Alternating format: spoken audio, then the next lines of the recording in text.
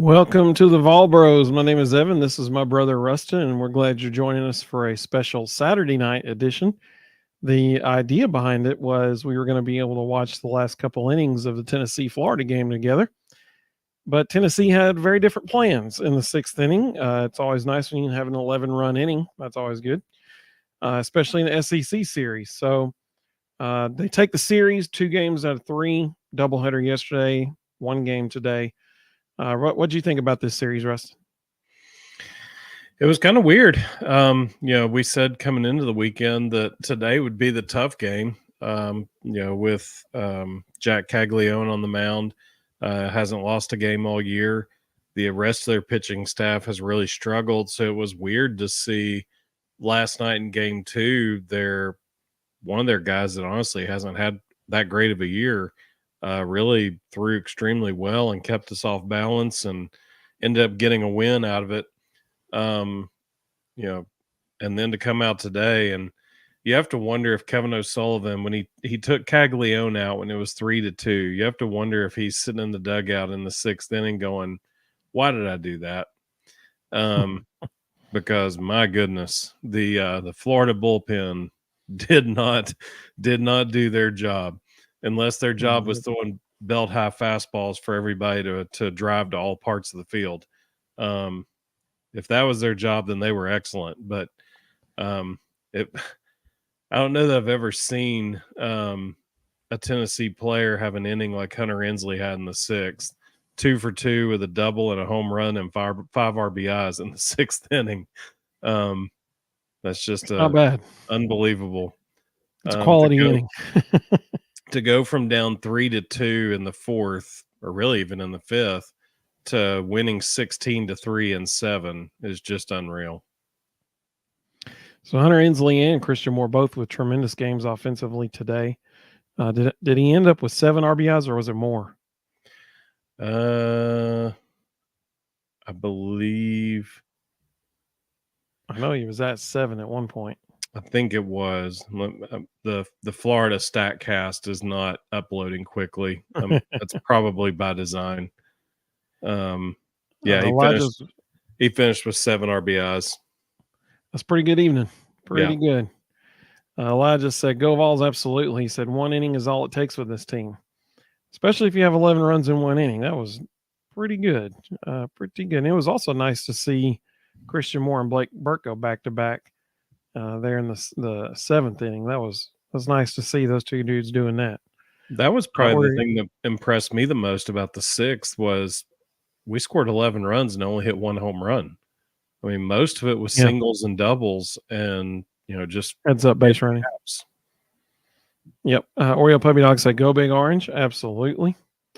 Will, welcome. Will, good to have you with us. He said, nothing better than watching Burke pimp one after demoralizing a team the inning before. I'm surprised he didn't get warning or something for tossing the bat, but because they've been big on that this year. He tossed it to his own dugout. That's true. As long as you toss it to your dugout, you're good. And he kept walking. Like he never really fully stopped. I mean, honestly, it was freakish how fast the ball left the bat and how quickly he flipped the bat. Like it was like, yeah, he knew. He knew. Mina Lackey, formerly hitting dingers. She said, evening bros, evening chat. Papa J said, wow, what a game. Absolutely, man. That's tremendous. Go to Florida. I don't care if they're having a down year or not. You go to Florida, you run rolling by 13 runs and 7 innings. Yeah. Yeah, you did something right. I mean, honestly, they could have, if ifs and buts and candy or nuts, we're all have a Merry Christmas, but it should have been a sweep. Defense. Tennessee stole the game from themselves last night. Just straight up gave Florida 2 free runs. And that I can't remember what inning it was, but you know what? Kudos to Florida for capitalizing on defensive mistakes by Tennessee last night. But they gave them that one last night. For example, that there was a double play ball to Christian Moore and the runner stopped running so he didn't run into a tag, and Christian chased him instead of just immediately, without hesitation, flipping it to the second for the start the double play. I didn't know what in the world he was thinking. He didn't even have to think about it. Like, it was an easy decision. Right. I didn't know what he was doing. Know what you're going to do before the ball's hit to you, right? I think we teach that to little league kids, but I think you just got attracted to that runner coming at him, and kudos to the runner for stopping, and him stopping is what allowed him to have runners on first and third after that. And it also is what ended up ultimately allowing Florida to score. So could have been a sweep, but I mean, my goodness, I'm super happy that they won the series. I mean, that's all you want to do in SB and SEC baseball. You just win the series. That's all you got to do. So huge weekend for them. I mean, like he said, we used to get candy and nuts in our Christmas stockings. Yep, absolutely. Will said, I understand Tony likes having an opener, but why not start Nate either Friday or Sunday and AJ start the other if he ever comes back? At this point on those good outings, he can give you 7 and 8. So I think if AJ Russell comes back, he will be the Sunday starter. Personally, maybe they might move him back to Friday and put Stamos Sunday. I don't know. But Tony really likes that reliever to start the game, starter to come in after him scenario. He really likes that. Well, Xander throws, upper 80s, can touch 90, but it's mostly movement, lots of up, down, in, out. And then right after him, here comes Nate Snead, who was in the 6th inning tonight, still hitting 98. Yeah. If you just saw left-handed from a weird arm slot at 86, 87, 88, all of a sudden 98 looks like 102. And I think that's what they really like about it is Xander keeping people off balance timing-wise to start the game makes it takes it even longer for them to adjust to Nate Snead. And I mean, he went 5 innings and struck out 7 and only allowed 2 hits today. I mean, they could not unreal. lay off letter high fastballs, letters to the eyes. They could not lay off of it. And he made a living off of that tonight. But, the same thing worked yesterday with Causey and Stamos. Stamos went out there and did a decent job to start the game, gave up a couple of runs, but went 3 solid innings. But then here come AJ Causey and, scatters 4 hits over 5 innings, strikes out 7, doesn't allow a run. That opener concept really works for Tennessee. It's going to be interesting because AJ Russell is going to throw at some point this upcoming week. My guess is they'll let him get a couple innings in the midweek game, just to get some mound time. But it'll be interesting to see how he fits into this. I wouldn't be surprised at all if he goes to the bullpen and becomes another closer. So did Hunter Inslee finish 3 for 3 with 7 RBIs or 3 for 4 with 7 RBIs? 3 for 4 with 7 RBIs. How many hits did Christian Moore end up with? 3? In that game, yes, 3 for 5. That was a bizarre play at first base, by the way. When he ran in to the first baseman, I thought it was an awful call. 100%. Well, the first base umpire got it right. First base umpire said safe, and then he got overruled. I mean, that was a bizarre. I still can't believe that. I still can't believe that they called him out. I mean, he's just running down the baseline. I mean, just unreal. It's unreal that they called him out. But you got anytime you get Christian Moore with 3 hits, and then on the back half of the lineup, you got Hunter Inslee with 3 hits, including 7 RBIs. Yep, that's a good day. That's a good day. That's a good game.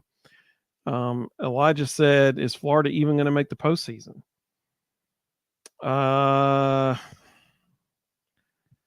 That's a great question. I guess we're going to find out. So here's my question. Their final 2 SEC series are against Kentucky and Georgia. You have to think they'll lose the series to Kentucky. So in order to make the postseason, they have to win the Georgia series. If they lose both, I would say no. They're not going to the NCAA tournament. So, and Georgia just took the series from Vanderbilt tonight. Yeah. They've run-rolled Vanderbilt twice in this series. That's nuts. So to Elijah's question there, my question is, how many SEC teams, because only the top 8 teams go to the SEC tournament. So my question is, how many SEC teams that don't make the SEC tournament will make a regional somewhere? That's my question, because it's going to happen. I mean, like, it has to happen. But Oh yeah, definitely. We're going to find out how many there is. I mean, when you look at the top 8, you got Kentucky, Tennessee, Georgia, Arkansas, Texas A&M, Mississippi State, Vanderbilt, and South Carolina. So LSU probably isn't going to the SEC tournament. Ole Miss and Auburn. Auburn probably won't go to the postseason, but Ole Miss isn't going to the SEC tournament. Those 2 teams definitely will make the NCAA tournament. So you got 10 right there that are probably getting in. Yep. It's going to be interesting. Let's see here. Herb, welcome. Herb, good to have you, buddy. He said, what a series win. Absolutely huge. Totally agree. 100%. Every single time you can win an SEC series, that is a good weekend. Actually, right now, I think I said Alabama. Actually, right now, Alabama's not going to the SEC tournament. So there's another one. So it'd be 11 in the postseason. Oh, I thought it was only 8. Will said top 12 goes to the SEC tournament. I thought it was only 8 of them. So maybe I was wrong. Oh, that's right. They added those play-in games. I forgot about that. They expanded that. Let's see. Sam, welcome, Sam. He said the dam broke and Gators hit the gates.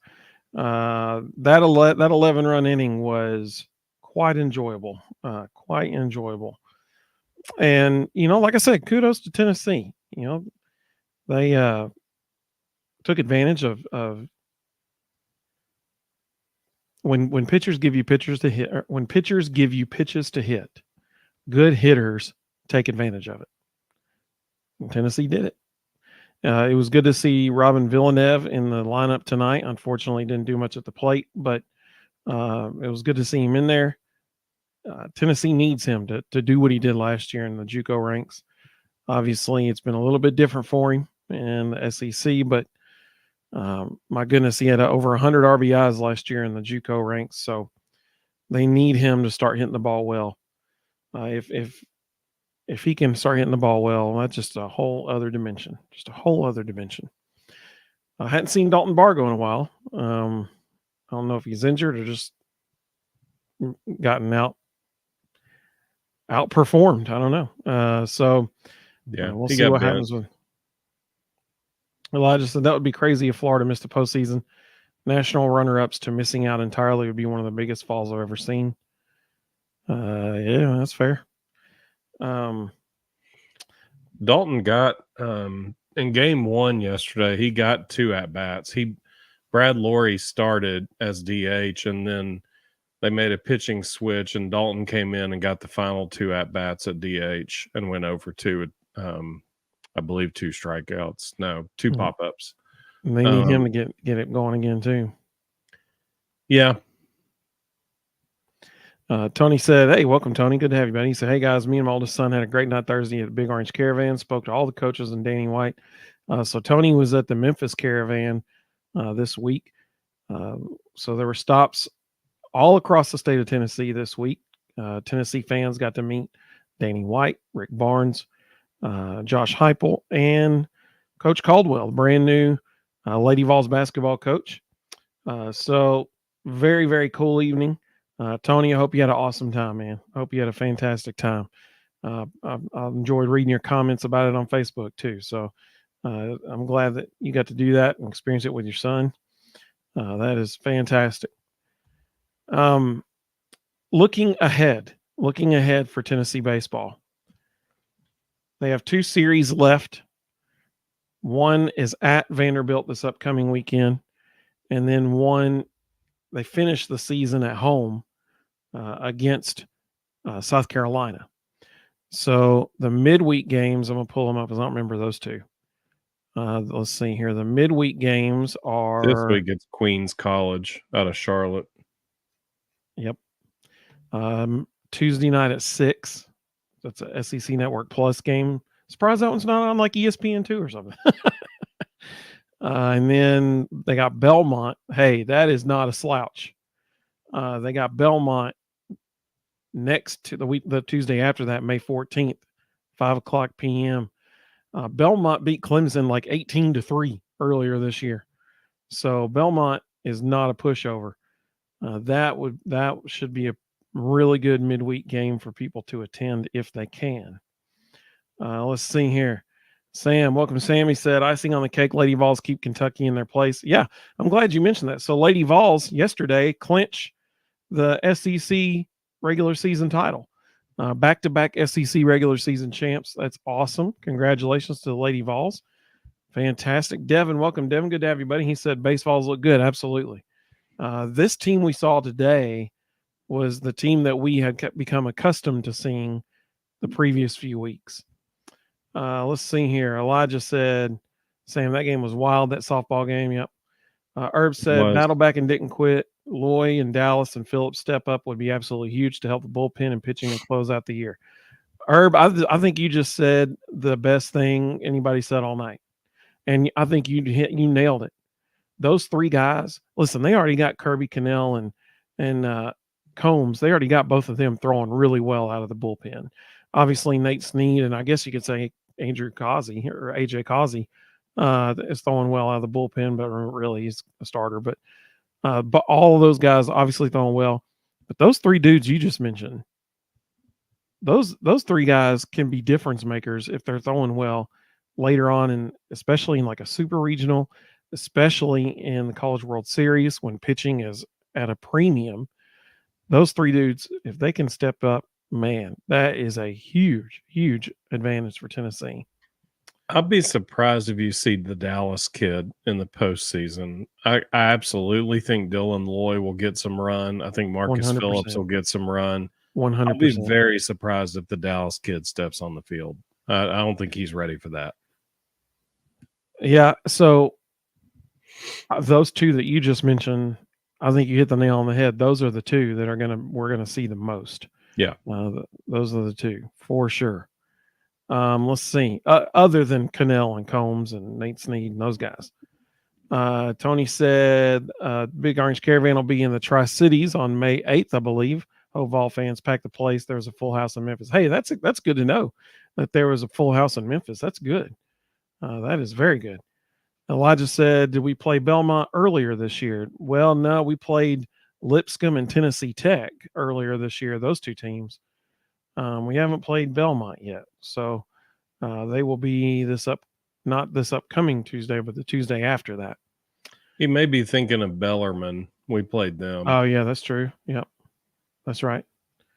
JL, welcome, JL, said finally found her offense for sure via an unlikely candidate in Hunter Inslee. Man, that guy was on fire tonight. Both of those doubles down the left field line were just rockets. And then opposite field home run well over the right field fence. That was fantastic. So very exciting to see him playing well. Man, if he has a game half that good from here on out, Tennessee is going to be totally fine in center field spot for sure. Let's see. Herb said, and AJ Russell coming back to add to it 100%. Fantastic point. That will very much help the bullpen. And then Elijah said, I was thinking of Bellarmine, not Belmont. Yep. Sure was them. That was about almost a month ago, maybe. Probably 3 weeks, I think. Something like that. So Tennessee, certainly, I mean, in years past, you look at Vanderbilt and South Carolina and back-to-back weekends, and well, really, you looked at Florida, Vanderbilt, and South Carolina back-to-back weekends, and you're like, my goodness, what a stretch. Well, the way that the tide has turned recently, that's not as a formidable a task as it once was. However, still SEC teams, and Vanderbilt and South Carolina are both really good teams. So it's going to be two tough series. You got to go to Vanderbilt next weekend, and then you've got South Carolina coming to Lindsey Nelson to finish out the year. I will say this: Sunday night, May 19th. So it's after the South Carolina series. Now, the Vanderbilt series is actually a regular Friday to Sunday series. The South Carolina series is a Thursday to Saturday series, but Sunday night, May 19th, we'll have Reed Carringer joining us that night, so that'll be fun. We're going to recap Tennessee's regular season, looking ahead to the SEC tournament, and then we'll look ahead at a little bit of football too, because he'll be coming on to talk about Football Time in Tennessee magazine, which you see over that shoulder right there. Rustin, any other thoughts about this evening, or anybody in the comments have any thoughts other than what we've mentioned already? The softball game today was actually a lot of fun to watch. I'm sure Karen Weekly didn't enjoy it, but it was a pretty incredible game. Up 7-2, Kentucky hits their way back into it, puts in extra innings, and then Taylor Panel hits a walk-off bomb in the bottom of the 8th to win. It was an impressive game. There was a lot of Kentucky had multiple opportunities to win the game, and Carlin Pickens pitched out of jams. It was a really, really entertaining game to watch. And kudos to the Lady Vols, because they'd already clinched the championship, SEC championship, and yet they still had enough fight in them to do what you just said. So kudos to them for that. Shows a different level of competitiveness there. Elijah said, I love how every time we play South Carolina in literally anything, it's still a revenge game for what they did in 2022 in football. Yeah, they dropped one to Missouri today. Oh, really? Yeah, they're tied in the series 1-1. They're playing for the series tomorrow. Well, so I wonder if it was that same Saturday starter that threw against us for Missouri that shut us down pretty good too. Yeah, he's their only good starter. Herb, great question, Herb. Next couple weeks, what do we got to do to wrap up a top 8 seed? So I'm assuming Herb's speaking nationally, not just in the SEC, because the reason Herb is talking about national top 8, because if you're a top 8 seed and you win your regional, you want to do. You want to be in the top 8. Good news for Tennessee is I don't think they're going to drop any. I mean, I know that they lost the midweek game, but they just won a series at Florida and run ruled them for one of the games. So I would be shocked if they drop anywhere this week.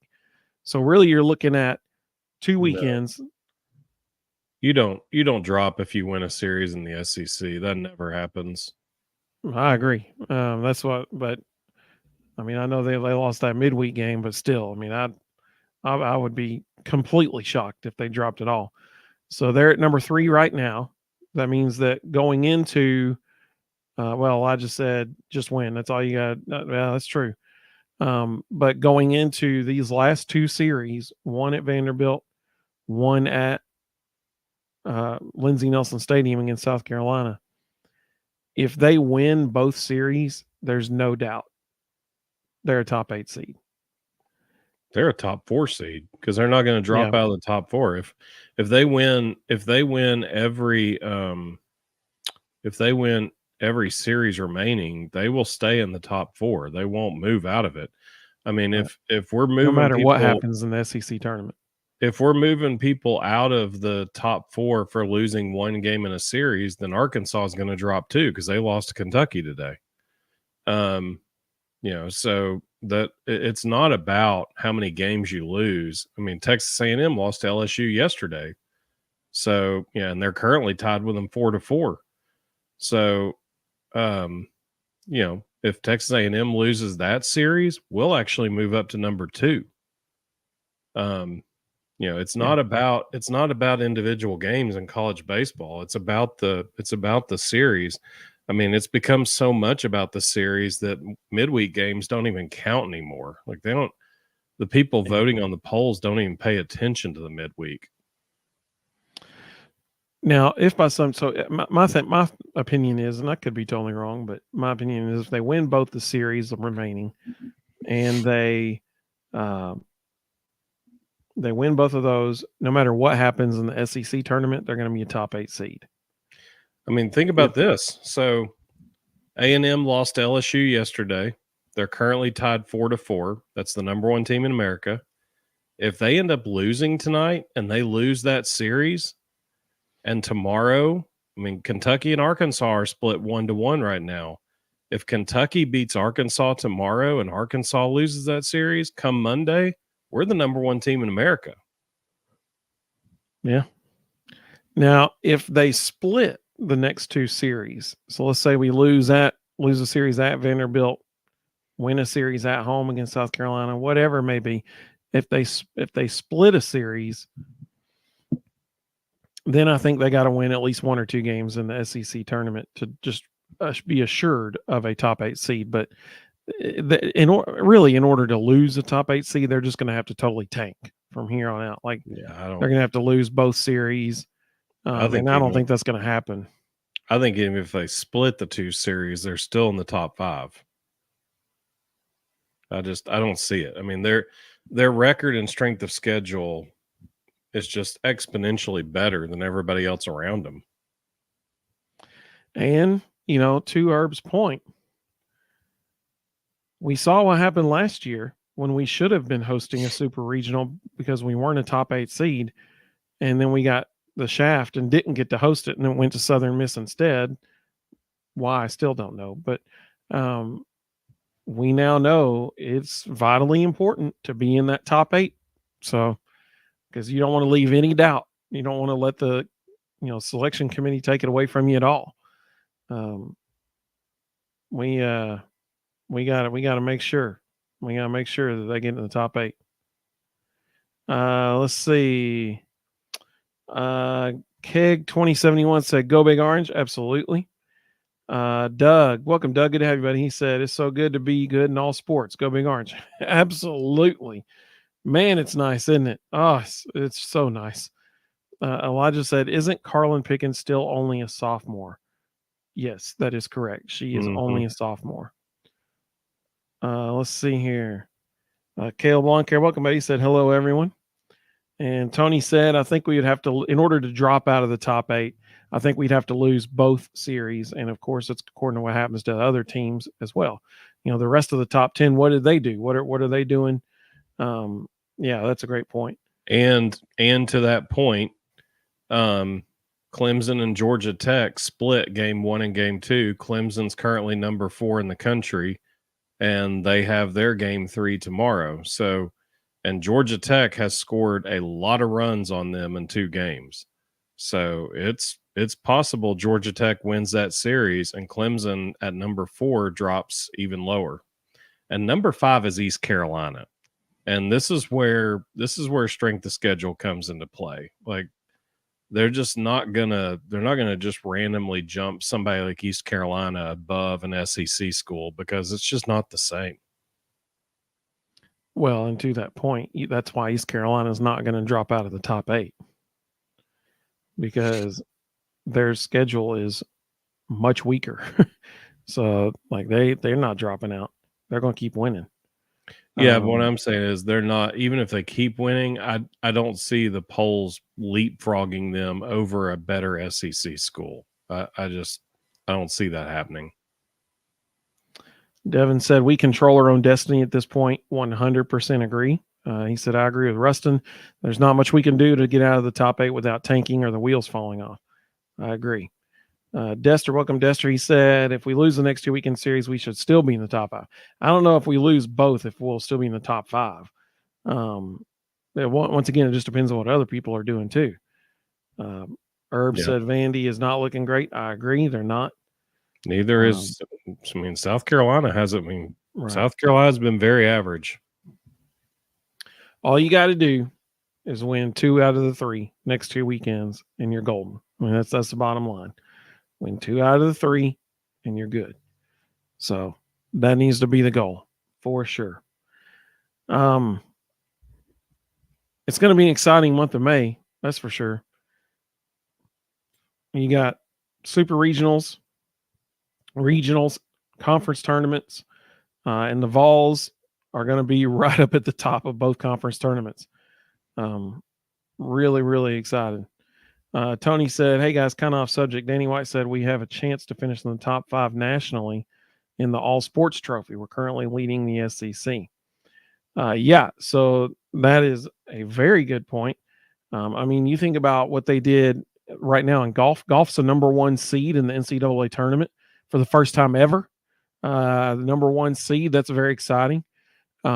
Women's rowing is just literally destroying everyone right now. That is, I'm glad you said that, Tony, because it really is an everything school right now. I mean, like they are leading the way in everything, and it is very exciting to be Tennessee Vol right now. Papa J said, "How many players do we lose this season in baseball?" That's a great question. I'd have to look it up, but We lose a lot. you're definitely losing Christian Moore, Blake Burke. You're going to lose. You're losing Billy the top Amick. 5 bats in the lineup because Dylan Drouling and Kavaris Tears were both red shirts, so they're technically eligible for the draft, even though they're sophomores. And the most recent MLB mock draft has all 5 of them getting taken in the first 2 rounds. Tag go. Yeah. Of the 5, I would say Kavaris Tears might be the best case to come back, but I don't know how you turn that down. I mean, if you got if that's what they're projecting, yeah. Yeah, if you got mock drafts saying you're going to be somewhere in the top 2 rounds, I mean, there's no NIL package that exists that matches that kind of money. Yeah, for sure. And then they look and see the success of like a Trey Lipscomb who's already playing in the big leagues. Jordan Beck, Mike Honcho. Jordan Beck is now playing with the Rockies. So 2 guys who he had a Sports Center top 10 catch tonight. He'll be all over the news for the next 2 days. Jordan or Trey? Jordan Beck. So I mean, those are 2 guys they got drafted 2 years ago and they're already in the league. It's incredible. So that speaks volumes of Tony Vitello. It speaks volumes to what that can do for recruiting. If he's like, "Hey man, I got 2 guys who were drafted 2 years ago and they're already playing in the big leagues, and I got another guy, Drew Gilbert, who'll probably be there in the next year or 2." So, I mean, that's good stuff. So you're going to lose all those dudes. Yeah, you're going to lose those 5. You're going to lose Cal Beam. Stark. You're going to lose Drew Beam. You're going to lose Nate Snead. AJ Causey, most likely. Kirby Cannell graduates. Yeah, he doesn't have a choice. He has to leave this time. There's literally no reason he can stay. Yeah. He might be a assistant coach, but that's so. This was a month ago. No, it was less than this. This was 2 weeks ago. UT Sports tweeted this out, and to what you all were saying a second ago, and I bookmarked it in case this came up. So I don't know how updated these are now, but this is as of 2 weeks ago. Softball number 3 in the country, baseball number 3 in the country, rowing number 5 in the country, men's tennis number 6 in the country, men's golf number 7 in the country, track and field women number 10 in the country, track and field men number 11 in the country, women's tennis number 16 in the country. Every spring sport in the top 16 in the country. That's not bad. No. Literally in everything school. And that didn't even mention golf. And they're a number 1. Did it mention golf? Yeah, at that time. So they're actually number 1 now. At that time, they were number 5. Oh, okay. I got you. Yeah, well, I just said everything school. That's exactly right. Let's see. Some of the other comments that came through. Dester said, we got to beat Vandy. I agree. I mean, you need to win both series coming up for sure. Elijah said, it's such a good feeling that even with our top 5 bats leaving, I trust Tony will reload. Yeah, for sure. 100% agree. Because, I mean, my goodness, look at what he can say to the guys in the transfer portal. Yeah. I mean, like this is very good for recruiting. Well, okay, Cannon, so that's what Devin mentioned. Devin said top 5 in the lineup should be drafted. It's a good problem to have, though. Absolutely. yeah. Cannon Peebles will take over as the everyday catcher. Charlie Taylor will be the backup. Dalton Bargo probably take over at first base. I think Ariel Antigua will probably play short, and they'll put Dean Curley at second. And that way they can get Hunter High's bat in the lineup and start him at third. Outfield, Hunter Hensley in center, Reese Chapman in right, maybe Colby Backus in left. They got Or options. somebody in the transfer portal. Yeah, and then that's assuming that's without knowing who in the world will be in the portal. So they'll be okay. Let's see. Dexter said KT's got to take that money, can't pass it up. For sure, I totally agree. Yeah, I mean, if they're projecting you to be a second round pick, yeah, you got to go, no doubt about it. Mm-hmm. I didn't realize they were projecting to be that high. Kind of shocked. Yeah. But no, the latest MLB mock draft came out last week, and those five guys in the order were all predicted to go in the first 2 rounds. Rebecca, welcome, Rebecca. Good to see you. She said, "Do y'all know what's going on with volleyball this year? They had the orange and white scrimmage, and that's all I can find. I did see they're going out of the country for a few weeks, but that's it." And then she said, "I enjoyed watching volleyball during the off season of everything else before football season last year." Yeah, I mean, they're going to be probably starting the season in the top 10. They're going to be good. That's for sure. I didn't know they were going out of the country. But I would be surprised if they're not ranked in the top 10 to start the year in the fall. Did you want to say something, Rustin? So I'm not really sure what she's asking, honestly. So they do a spring exhibition schedule in March and April. They play a few tournaments and a few games. They have the orange and white scrimmage, and that's it. If you're asking about their schedule, I don't know what happens, but the UT Athletics website doesn't always get updated in a very timely fashion.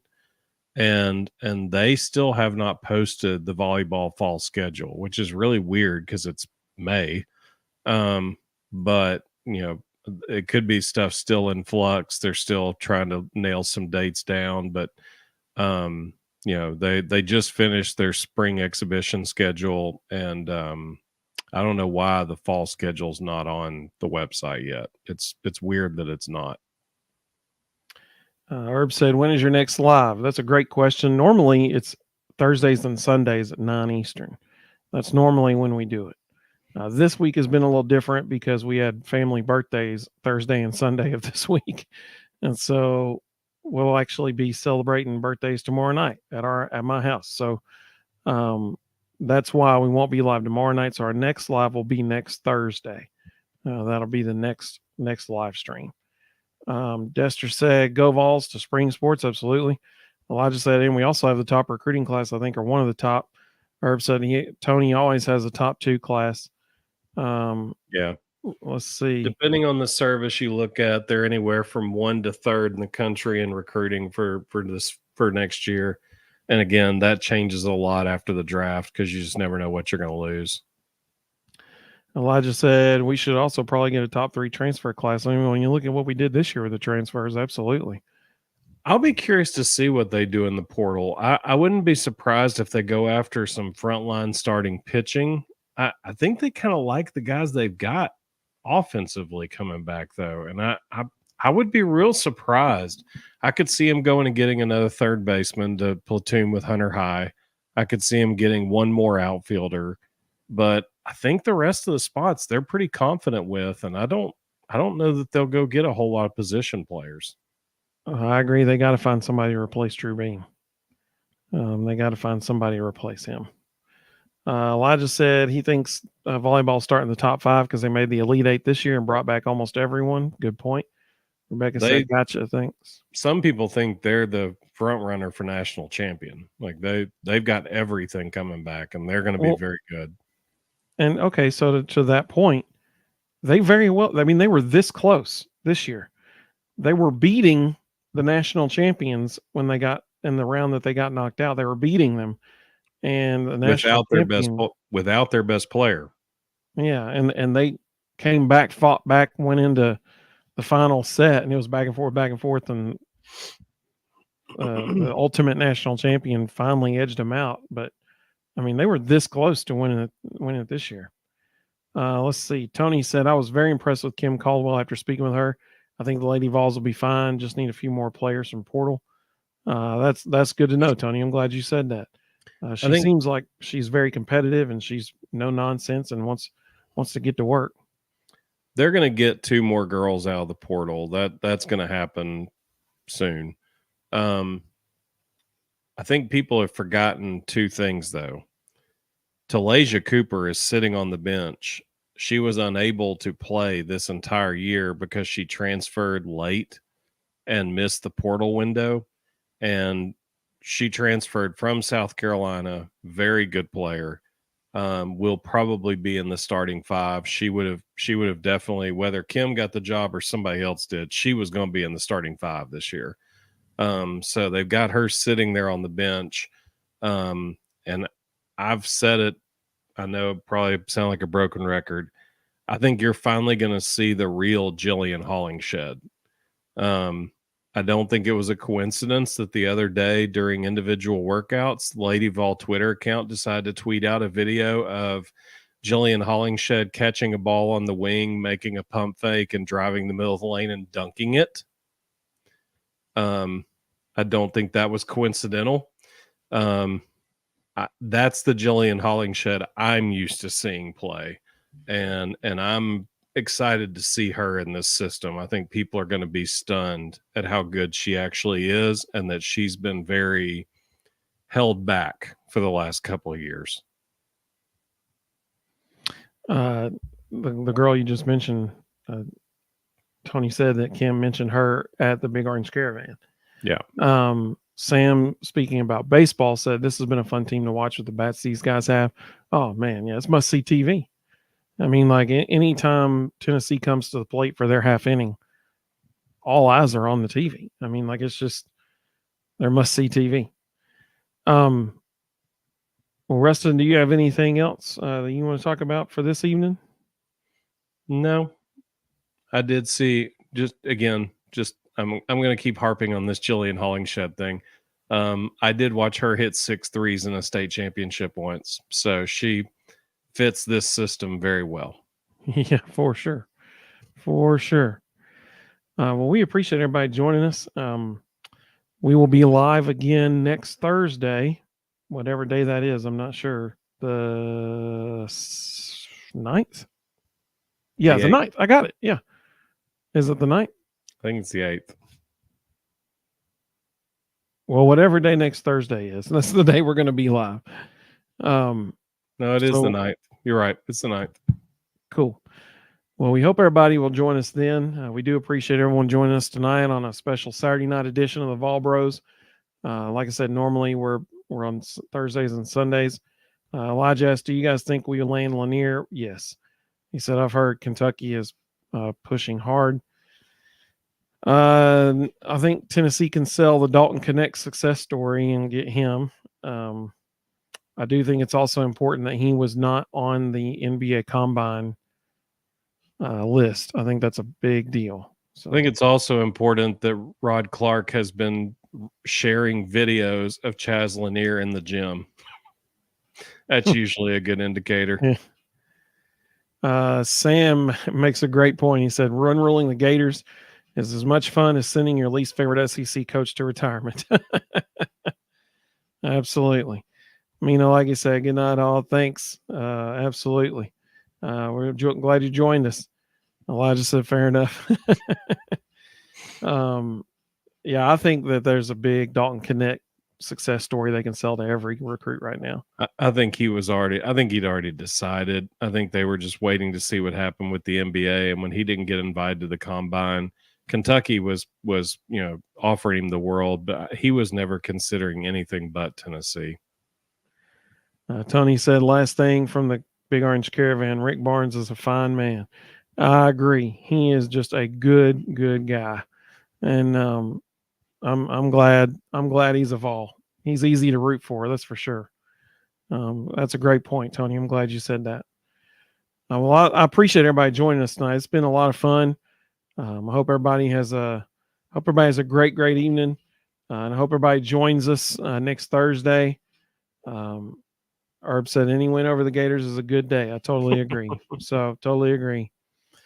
So hope everybody has a great evening. Go Vols, and we will see you all very, very soon. Good night, Elijah. We appreciate you, buddy. You the man. Hope everybody has a great evening.